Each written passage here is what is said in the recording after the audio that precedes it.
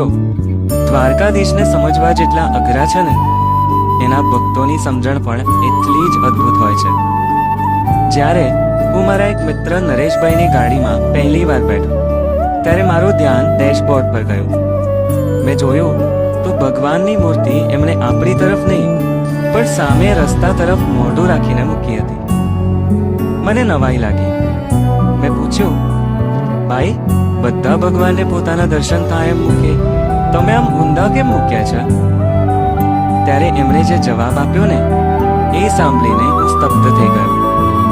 એ હસીને બોલ્યા, સાહેબ, આપણને વહેમ છે કે ગાડી આપણે ચલાવીએ છીએ, પણ હકીકતમાં જે આખો સંસાર ચલાવે છે ને, એ જ મારી આ ગાડી ચલાવે છે.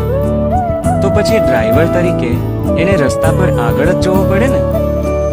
અને છેલ્લે એમણે બહુ મસ્ત વાત કરી.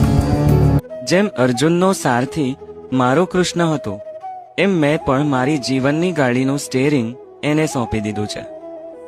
ખરેખર સાહેબ, પ્રભુ પર આવો ભરોસો હોય ને, તો એક્સિડન્ટની ચિંતા જ ન રહે. જય દ્વારકાધીશ. રાધે રાધે.